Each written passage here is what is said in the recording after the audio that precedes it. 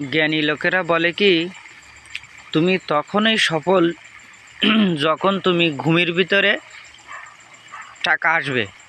মানে ঘুমাই থাকবা, তারপরে তোমার হয়ে টাকা আসবে।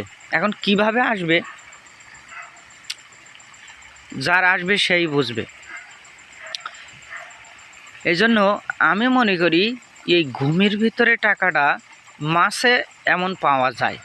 কারণ আমি যদি একটা পুকুরের ভিতরে মাছ চাষ করি, ধরেন আমাদের এই পুকুরটা যদি আমি মাছ দিছি, এই যে মাছগুলো, এখন যদি আমি কোনো কাজ নাই করি, তাও কিন্তু আমার ঘুমের ভিতরে টাকা, মানে মাছগুলো বড় হচ্ছে।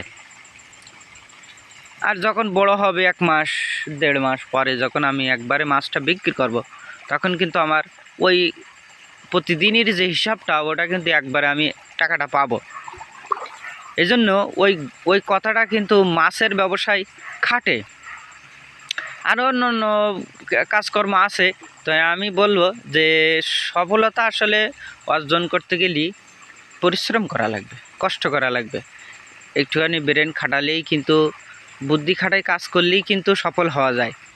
আমাদের মানুষের বাংলাদেশে অধিকাংশ বেকারত্বের কারণ হলো মানুষ ভয় পায় কোনো কিছু করতে গেলে, উদ্যোক্তা হইতে গেলে ভয় পায়। কারণ মনে করে কি যে না, এই কাজটা করতে যাই, যদি আমি না পারি তাহলে আমার টাকাগুলো লস। মানে এই যে একটা ভয়, এই ভয়ের কারণেই কিন্তু মানুষ উদ্যোক্তা হতে পারে না, আর বেকার।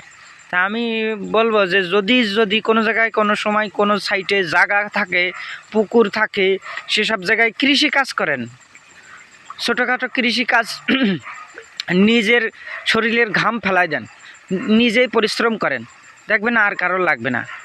এই মাছ চাষ করেন, যদি পুকুর থাকে, পুষ্করণী থাকে, তাহলে মাছ চাষ করেন, দেখবেন আপনি একটুখানি ব্রেন যদি খাটাই কাজ করেন, তাহলে মাছের ব্যবসায় সফল হবেনই, কৃষিকাজে সফল হবেনই।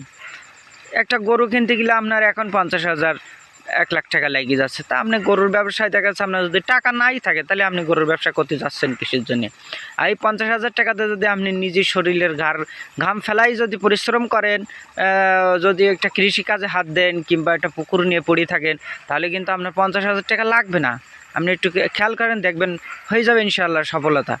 এই যে দেখেন, আমি এখন যদি এই পুকুরে কোনো কিছু হাত নাও দিই, তাও কিন্তু আমার এই মাছগুলো বড় হচ্ছে। খালি সকালে একবার খাবার দিই, সন্ধ্যে একবার খাবার দিই, বাস শেষ। আর কিছুই করি না। আর মাস শেষে আমি এখান থেকে বড় বড় মাছগুলো জাল দিয়ে ধরি, তারপর বিক্রি করে দিই।